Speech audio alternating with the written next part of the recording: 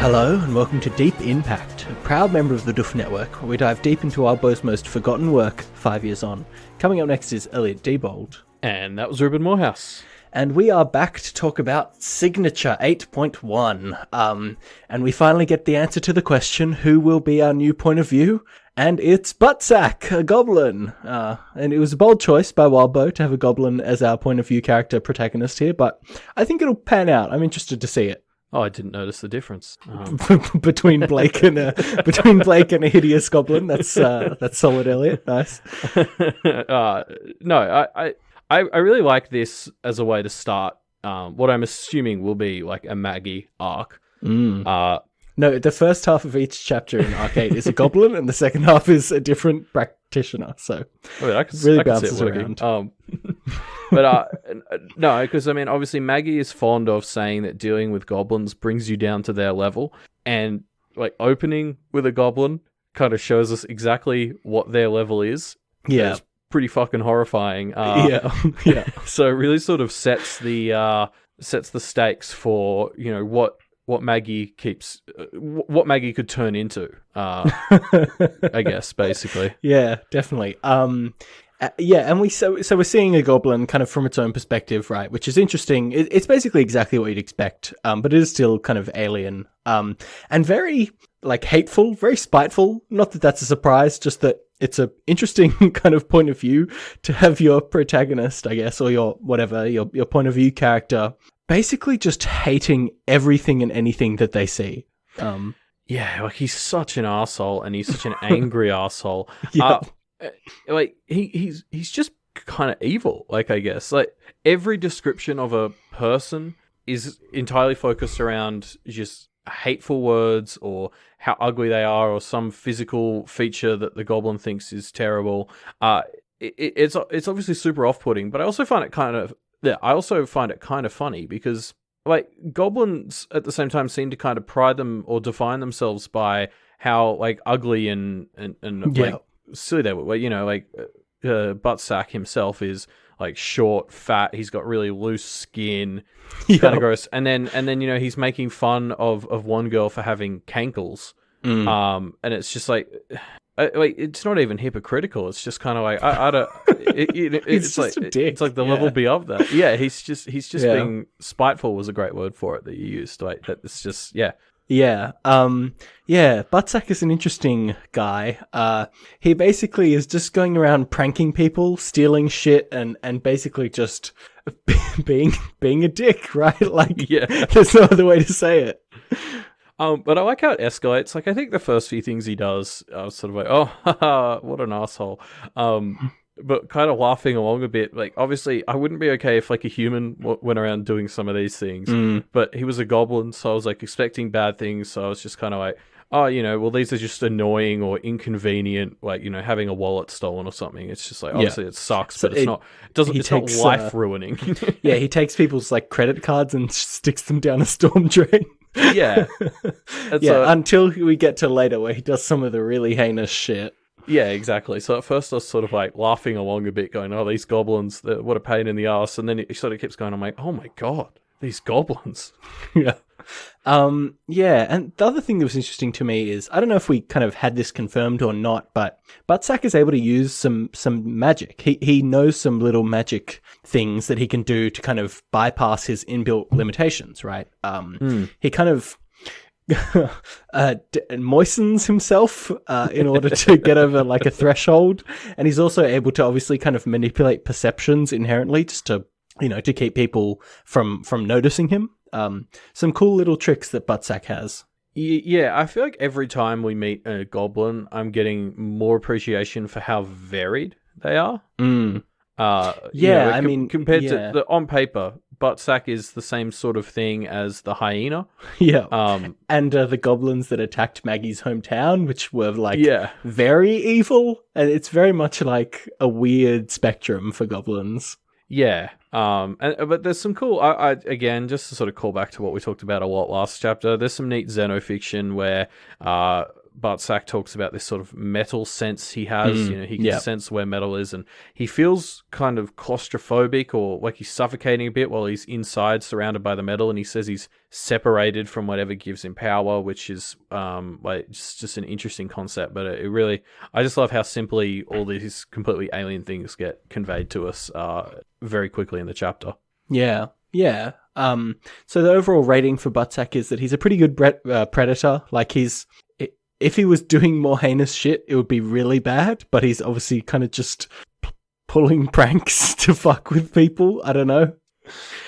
Yeah, I mean, I get the impression that the goblins that do more serious stuff don't get to last very long now that humans are really the top of the food chain. And so Buttsack is just smart enough to know where that line is. But yeah, Buttsack is also a great name for a goblin. Yeah, but no, you're right. He is a good predator. I mean, I think maybe not the best predator in the whole chapter, but we'll get to that at the end. Okay. We basically Buttsack is, as he's doing these things, he's kind of contemplating his own origins, kind of thinking about different stories that have been exchanged amongst goblins about where they come from and why metal is like bad to them.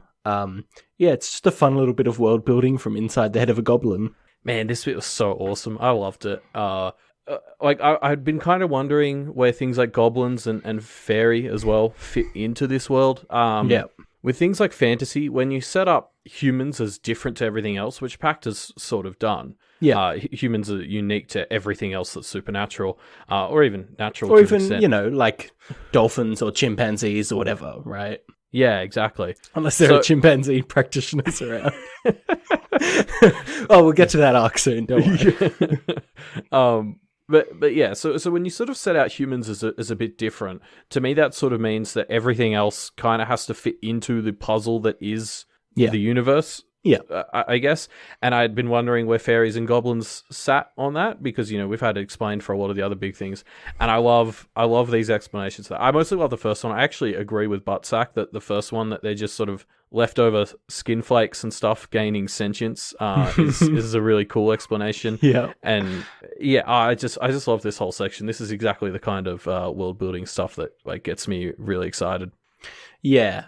So the first explanation is that they're like the skin flakes and the hair that falls off of humans that kind of clumped together and became goblins. And the second explanation is they're kind of like fallen fairies, I suppose.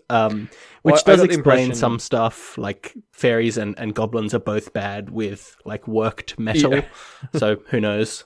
Yeah, I got the impression that the fairy explanation was more fairies were humans, and in trying to make themselves better, they discarded the bad parts, and so that was goblins. Yeah. There's you're right. There's a number of levels that doesn't work on. Mostly the fact that fairies are just as much assholes as goblins. So, yeah, who's to say goblins are the bad parts and fairies are the good parts, right? Yeah, like fairies look attractive is really the only thing that so far seems to make them more pleasant than goblins. From what I've seen. Also, I love how Buttsack calls them the unfair folk. Like that's such a great, it is so perfect, shit talking name. Yeah, it works on so many levels. I loved it. Yeah. So Buttsack is going around on his prank journey, and he eventually kind of makes his way to the girls' bathroom in a school, where he's kind of walked in his pranking journeys by a Duchamp who notices him and just kind of lets him do his thing. Yeah, and we find out that the Duchamps at least have a kind of a deal with the goblins to basically just live and let live, which is kind of shitty, right? It's kind of wild.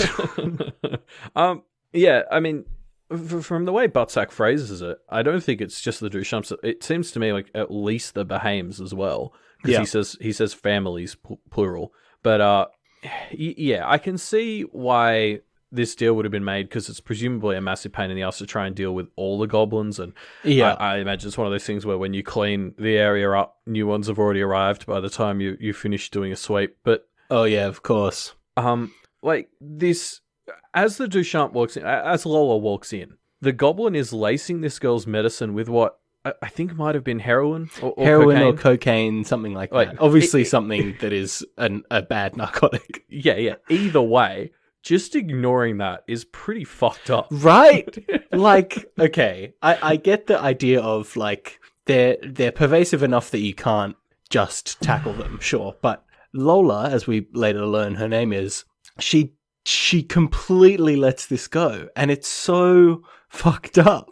Like, there's no way, for all Blake's flaws, there's no way he would just see a goblin dosing a poor girl's, like, medicine and just turn the other cheek. I mean, I guess the non-interference pact goes both ways. So, like, for all we know, Lola was internally outraged by all this, and it's hard to tell because Buttsack's focus doesn't really land there. So I can't imagine him caring enough. So I guess we could give her the benefit of the doubt and assume that, like, her seemingly being angry at him was because she was angry that she can't do anything about this. But this whole deal of letting the goblins just do their thing sort of reeks of the whole, like, this is just the way things are. That kind of defines these old Jacob's Bell families. Yeah, it definitely puts me back in mind of a younger Grandma Rose trying to break the wheel, right? Yeah. I mean, this is the exact kind of thing that shouldn't be allowed to happen. So Buttsack finishes drugging an innocent young girl and tries to pick another innocent young girl to fuck with, but accidentally picks Maggie, who seems to have just been also kind of waiting for the right opportunity to bind him. So Maggie, I think I can throw shade on you here for also letting this poor girl get drugged. Anyway. Yeah, I don't know. You gotta pick your battles there. Well, yes, and I guess if this other girl had just seen Maggie throw a chain around, I don't know what she would have seen. Yeah, exactly. Like, probably that has its great. own issues. Anyway, so Maggie basically binds Buttsack, and he feels his power drain out of him. Suck it, Buttsack. Yeah, I was gonna say eat shit, but he'd probably like that. So yeah, eat metal. Yeah, suck I don't know. Yeah, and that's the end of our Buttsack POV for now. I do like how it's never actually said that it's Maggie in Buttsack's little section of the chapter. It's just some girl, and she gets a brief description, but, like, for me, really, there's a bit where it says she has a checkered scarf, and it's just oh, good. Yep, this is Maggie. Like, you're already sort of suspecting it, but I just love how she's got that distinct uniform or look totally. that just you're instantly just like, yep, okay, good, that's Maggie. Yeah, and of course, anytime goblins are mentioned, your head kind of goes to, when's Maggie going to show up? I think we were expecting this, but it's still great. It's definitely like, oh yeah, okay, here we go. Let's get into it. Yeah. Our perspective shifts. We are now following Maggie, who finishes binding this goblin and kind of chats with Lola Duchamp, and they're basically bantering back and forth, with Lola landing some pretty stone cold blows on Maggie, and it's clear they're not friends. Yeah, I think this is going to turn into a brief section of Elliot and Reuben take turns pulling quotes out, because there's so much to talk about here. So I guess I'll go first. So Maggie talks about how she's an anarchist, and Lola responds, "Anarchy doesn't work." She picked up a fleck of black near one eye with a fingernail. "It doesn't work for countries. As personal philosophies go, it's fantastic. Until you realize you're utterly alone," Lola said. "Are you happy being alone?" Maggie shrugged. And I mean, this is something I think the chapter touches on quite a few times, but, like, Maggie just seems really fucking lonely and kind of desperate for like a human connect or peers, I guess, because obviously it's interesting because she has her dads, and we saw in her interlude that, like, her dads are pretty cool and she got along with them. So I'd be interested to see how practicing, I guess, has put a wedge in that relationship, and now she seems really desperate to just connect with anyone or anything, but we'll get there. I think, like, Maggie Yeah, the way Maggie opens this convo a bit later with, like, "Are we friends now?" to Lola, I think Maggie would say she was being sarcastic, but I'm not so sure she was. Yeah. I guess Maggie's loneliness is a theme that we're going to touch on a bit throughout this chapter. But yeah, I agree that she's obviously close with her dads, but she was, of course. She really, now that she's in this whole practitioner world, she needs connections, right? And all the other practitioners her age are either Duchamps or Bohemes, which are kind of, by definition, not really gonna be friendly with her because of who she is and because of what happened basically as soon as she got into town.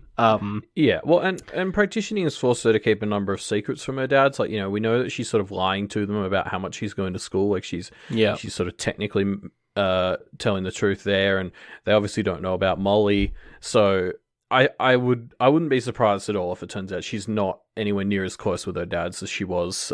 What was it, like 6 months ago? When her interlude took place. Yeah, no, I can buy that too. And I think the kind of idea of loneliness that we get here really does lend some more weight to how we kind of saw her getting a bit too close for comfort to Blake back in Toronto.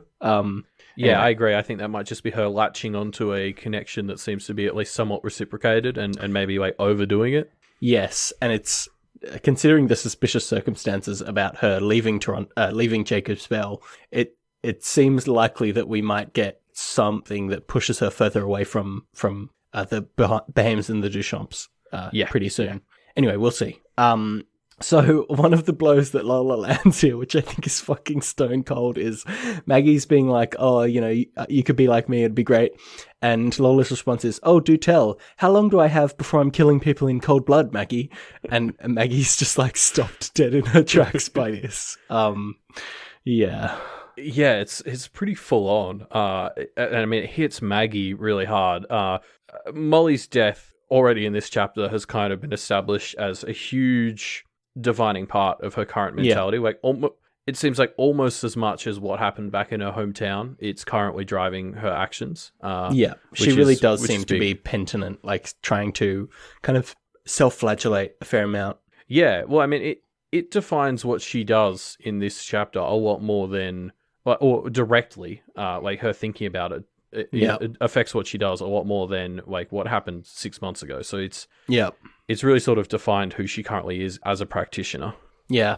Definitely. I want to pull out another line, which is Maggie kind of is on the back foot ever since the previous line I pulled out in this conversation, and then kind of manages to claw back a bit of face by saying to Lola, my metaphorical cockroaches, talking about the goblins here, could slit your throat and drop a dookie in the wound, Maggie said. And this is kind of disgusting enough that Lola is a bit lost for words, but it definitely doesn't feel like a victory. And it really sets up the dynamic of Lola being clearly cleverer and better with her words, and Maggie's just kind of like lashing out with random vulgarity. She's not great in this wordplay. No, I mean, it reminds me of how I would... Well, it's a very... What's the word I'm looking for? It's a very sort of minor example of what I would think a conversation between a goblin and a fairy would sort of be like. Yes, totally. Obviously, we know the Duchamps are friends with the fairy, and, Lola's kind of mixing her words, like inserting these insults into more casual-sounding conversations, whereas Maggie's just like, I'll shit in your neck wound. It's a great little conversation between the two of them. Yes, the practitioner is definitely taking on forms of the other here.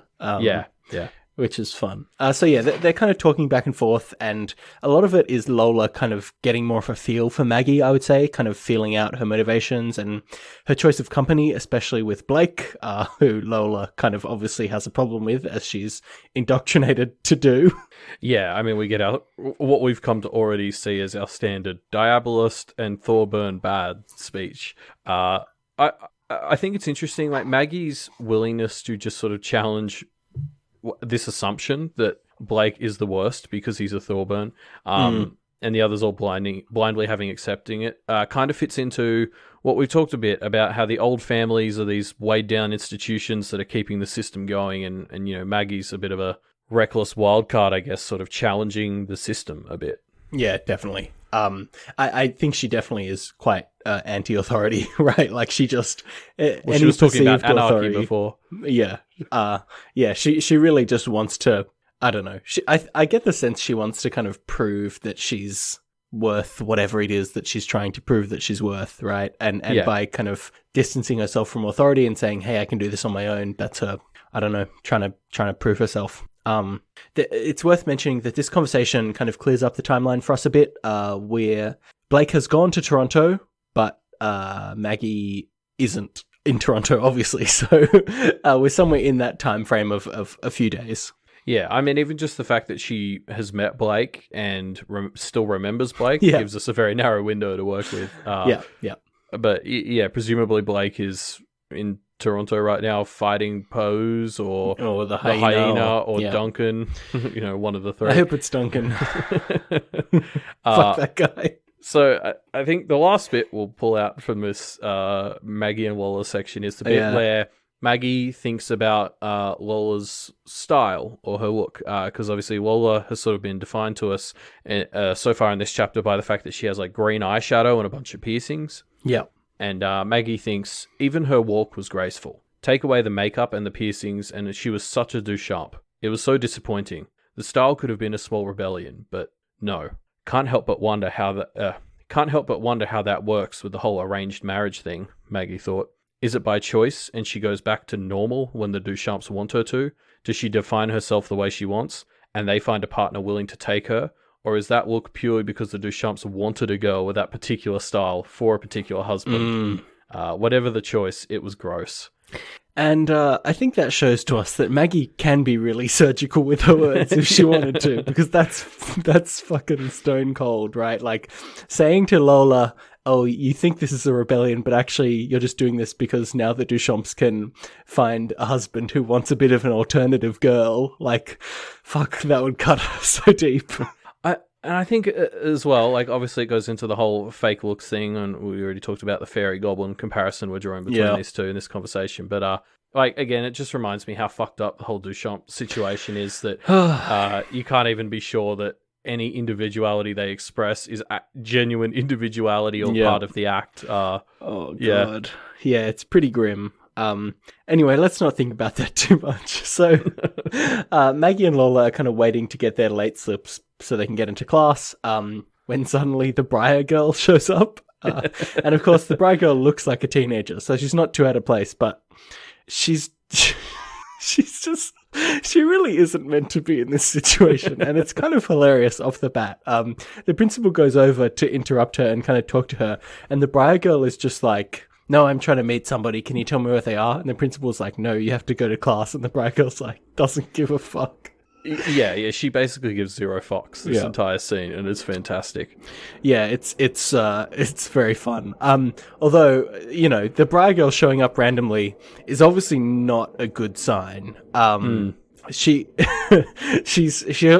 kind of just looks like a regular dirty kind of young girl when they look at her, but the Brier girl doesn't tell us who she's here to meet, but when Lola goes over to talk to her, Lola and the Brier girl keep kind of sneakily looking at Maggie, and she catches them, and this is like, I don't know what this even means. Well, I mean, Brier girl's at the meeting that they have after school, so I assume she was kind of here for that. Yeah, definitely. But at the time when I'm reading this, and she doesn't say who she's here to meet, but Lola and the Brier girl keep looking at Maggie, I'm just like, something's fucking going down.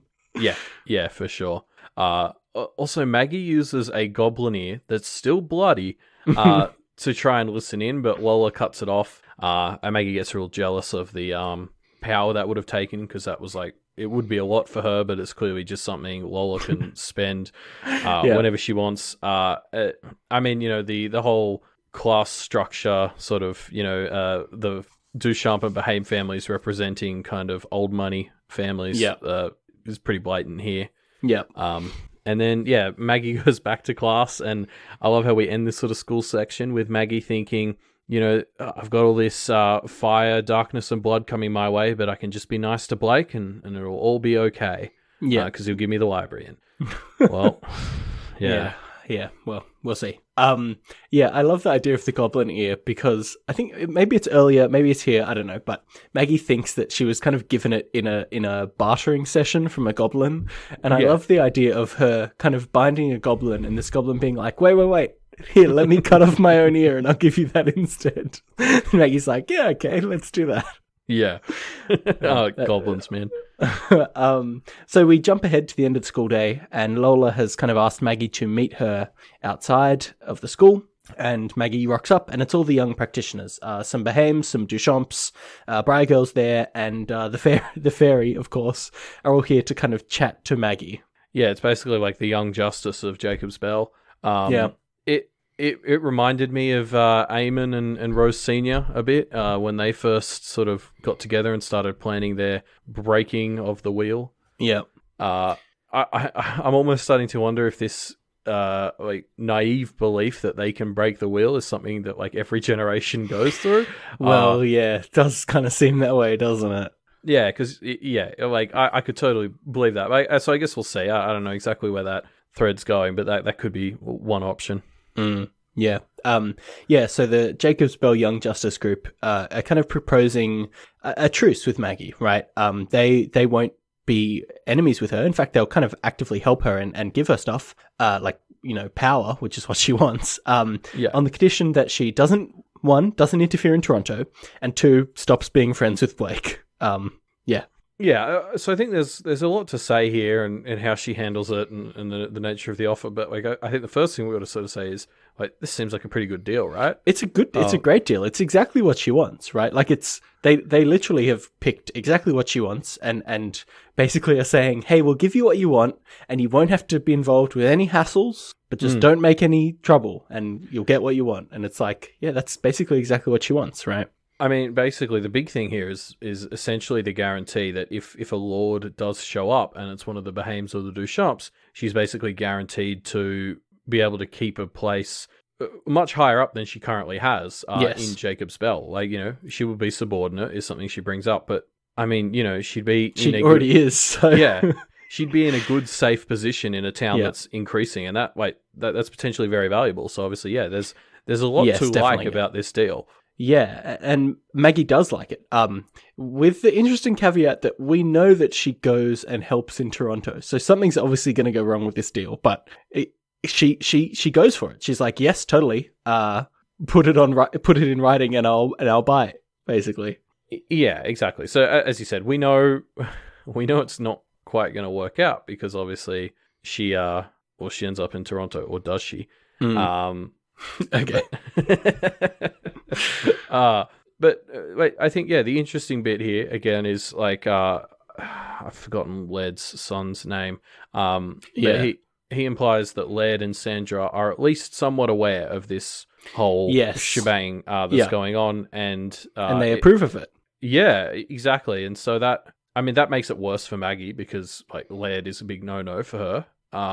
For obvious reasons. But it does remind me a bit of, again, Eamon and Rose Senior sort of trying to help the next generation like have more freedom. Like I guess Laird sort of advising them in how to do their own stuff while they're still kids seems to me like he's maybe helping them sort of try to prepare things for themselves, not building this empire that he will then hand down to them with a bunch of stipulations. Yeah, look, it's good practical practitioner parenting. So good job, Laird. Congratulations. You've done at least something right. I mean, we know that a couple of days from now, all these Bahame kids are going to be gone because they're going to be fighting demons in a police station. But, for now, he's doing a great job. Yeah, presumably they're not going to be the most friendly to Maggie in the next few days after kind of where she aligns herself. No, that's a very good point. Anyway, so Maggie, before she kind of takes the deal, though, she does stand up for Blake. She basically points out what he's been saying, that he's kind of being forced into a terrible position by everyone just wanting to fuck with him all the time. It's totally fair points. And of course, the response from one of the Duchamps is, you like him, don't you? Okay, yeah, that's the lens that they have to process that through, because of course they can't comprehend that he's not just like a bad dude. Yeah. I don't know. This moment was interesting because on the one hand, I was so happy to see someone stand up for Blake and just make sense and be like, he's not an asshole. He's been put in a shit situation. But then on the other hand, I couldn't help but picturing, like when you play the Telltale games and you do something and it's like, X will remember that. It was like, everyone will remember that. Sort of flashing through my head. Like, I really respect Maggie for standing up for Blake like this, but I also couldn't help but feel that it probably wasn't accomplishing anything good. Yes. I mean, it doesn't ruin anything yet, Yeah. Every time that she stands up for Blake, it just reminds me of like, Blake is about to kill Laird and Maggie has clearly allied herself to Blake. Yeah. Things are going to go bad. Like, it's just like, this is just going to, yeah. Anyway. So there's one other quote that I want to pull out here where Joanna, who you'll remember is the Duchamp that Blake had a little sword fight with the familiar of, Joanna says, yeah, he could have been meaner when he beat Latita. He scared me, though, him and the woman he was with. Basically reaffirming that Blake could have actually been worse, which seems like Blake is, or was, making progress with kind of deprogramming these teens, right? Maybe it would have worked over a long enough period of time, but we'll never know now, I guess. Yeah, pretty much. So Blake does stand up. Maggie stands up for Blake, but is keen to take the deal. So she says, "Write it up, put it on paper, so I can actually, check the terms and conditions, and then I'll sign it." And they're like, "All right, cool." And Maggie heads off with Padraig in tow, of course. Yes. So before we get to that, I mean, it's hard not to. It's hard to be angry at Maggie for kind of wanting to take this deal. Oh yeah, it's totally the right choice. I would totally take that choice in her position, right? Yeah, it's too good a deal to not at least get the written copy and have a look at the very least. And yeah, as we've already touched on, we know she's going to end up in Toronto, so it'll be interesting to see how things go to shit in the middle. Yeah, it's a great deal. Now, okay, so Padraig is going along with Maggie, and they're kind of talking, and I want to put on our tinfoil hats here for a second, because Maggie doesn't call Padraig. Maggie calls Padraig Patrick, right? The anglicized version of that, Celtic or Irish name, right? Which isn't a big deal, but it is interesting to me because this whole part is about Patrick. I'm just going to switch between the two names now, I guess. It's about Patrick basically like trying to humanize himself to Maggie. And it just feels like one other little stick added to the pile of like, this is some really shady shit going on. Yeah. No, I think Parahumans has kind of conditioned us to be sensitive to these name distinctions. And yeah, I think Maggie distinguishes between Patrick and Padraig based on what face he's wearing, because he sort of peels one face off halfway through and reveals what she calls his true face, but I very much doubt is any less artificial based on the descriptions of it.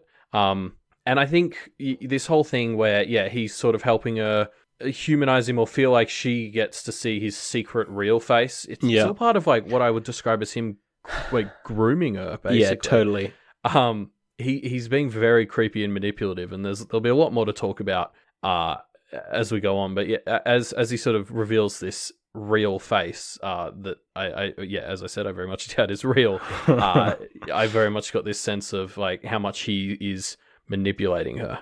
Yeah, I get like major Twilight vibes here, where Padraig is basically trying to play a bit of the kind of like outsider, a bit of a loner, kind of ethereal kind of character, but Maggie, you could come in, you could help me, you could help improve me, and he's basically trying to woo her, right? And she is falling for it. She knows she is falling for it. She feels herself falling for it. Well, I mean, she talks at length about this face and the sense of danger she sort of feels looking at it, and how it kind of exhilarates her. And it's just this whole persona and face has been crafted to basically target weaknesses, feels like the wrong word, but Padraig has probably zeroed in on the fact that she's desperate for connections. Yeah. And he has crafted this persona presumably to take advantage of that and get her to trust him more than she should.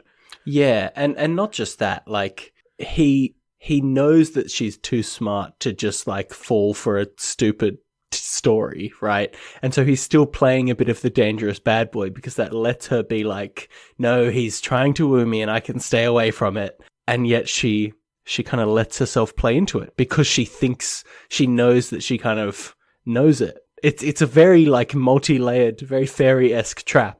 And Maggie kind of knows this. Maggie knows that there's layers here and she's probably kind of playing into it, but she can't help it. Yeah, she does it anyway. It's bad. It's really bad. Yeah.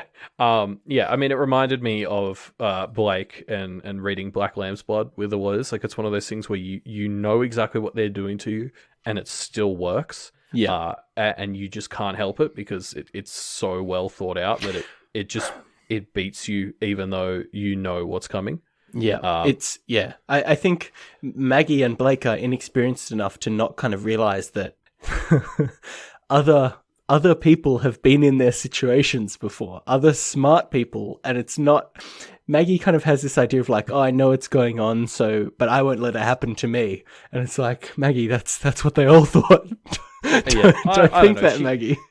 She actually does have one moment where she thinks that the fact that she is thinking that she knows what's going on is part of it. So I think she is aware enough to know that it's just one of those things where it's just too effective. Even when you know what's going on, there's just nothing she can do because it's so well targeted. I don't know what else we could really expect her to do.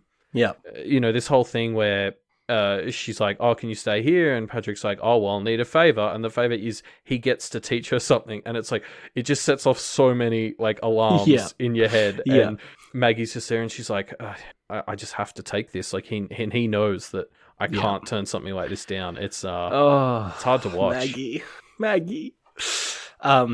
It's grim. But eventually they kind of reach their destination, and we find out where Maggie has been going because she looks and she sees an echo of Molly. She's at Molly's grave, and so Maggie pricks her hand, kind of draws blood, and uses this blood to feed power into Molly's ghost, strengthening it and keeping it alive. Oh man, this hit me so hard. We already knew this far in that the murder was a pretty defining part of Maggie as she currently is. Yeah. And this really takes it up a notch. The fact that she's clearly like perhaps daily going and visiting this grave and empowering the Molly Echo, like not letting her go. Yeah. And I mean, you've almost got to wonder, like, is this healthy? Like maybe I could see arguments both ways for whether this is a good or bad thing. You know, she's trying to make up for what she did, but is this actually in any way really making up for it? Like, she's just prolonging Molly's suffering almost. Like, we don't know enough about Molly where Molly's at, but it's I mean, you know, should they both be allowed to move on? Should they not? It's an interesting situation, and it's clearly pretty blurry where the line is for how Molly is this, right? Obviously, this Molly doesn't say anything, which is a pretty big trigger of like, okay, this isn't actually human. But it has made a protective circle. Like, it has made some warding. And it's like, well, that doesn't seem like a normal ghost thing to do. Like, where exactly is this echo? I mean, to be fair, the reason part of the reason Molly's echo doesn't say anything is because the chapter ends with Maggie opening like the conversation. So for all we know, Molly talks back to her. Yes, I guess we'll see. But I loved that as well. That sort of revelation that Maggie just starts telling her about her day, and it's like the only friend she's got is the person she murdered. It's so tragic. It definitely gives that vibe of like Molly is just kind of, I don't know. It's bad because it puts me in mind of like a Black Mirror episode, like that one where the wife like reincarnates her husband through his Facebook posts. The Haley Atwell one, yeah. Yeah, exactly. And it's like, that's so fucked up. Like, it's so messed up. But maybe if you're actually bringing her back, it's okay. Like, I don't know. It's very much a wait and see kind of thing, I guess. Yeah, no, this is it's a fantastic development, like in terms of just how interested I am in where this is going to go. Yeah. And that's, I mean, that's kind of my summary of the chapter. Like, that's obviously how the chapter ends. And, I mean, you know, I'm very excited for the rest of this arc. I'm assuming it's all Maggie, related still. And, I mean, I've been a big Maggie fan since day one, I think. So yeah, this chapter made her seem like 100 times even more fascinating than before. So I'm so excited to see where all of this goes. Probably nowhere good.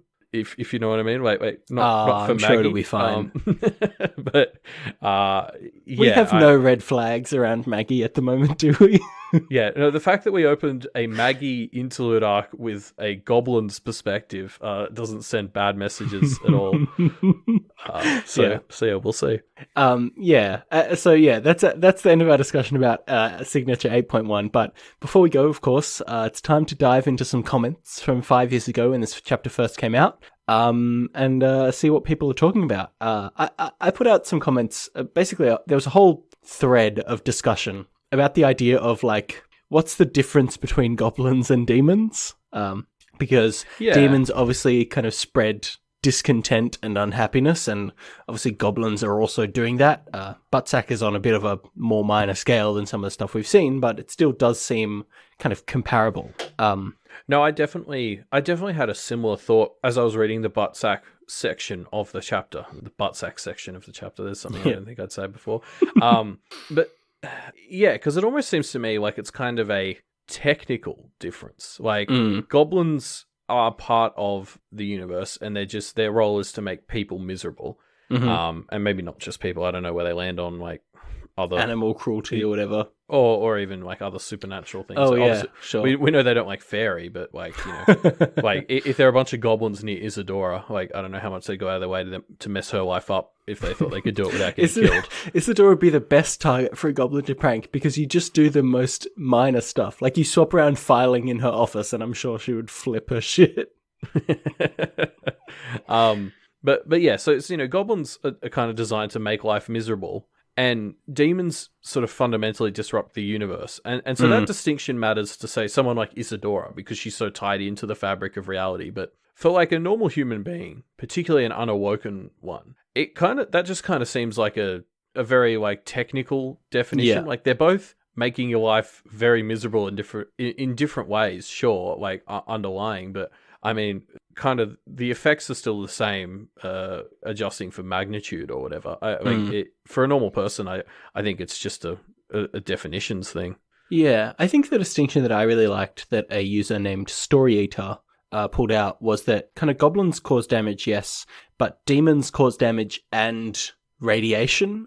And that is the distinction that really makes them worse, because when they fuck with somebody, everybody that person is around also gets fucked with, as opposed to goblins, which are just kind of directly targeting a victim. I think that might be an important distinction. Yeah, I mean, I guess that's true. But we've seen things like conquests can also have radiation. So I think the radiation thing almost more ties into the nature of what a thing is. Like, maybe if a goblin got strong enough, it would have a radiation of its own. Yeah, that's true, because we know that when Maggie deals with the goblins, her hands get really stinky and shit, and that might just be the minor version of goblin radiation, right? Like, just making things shitty around you.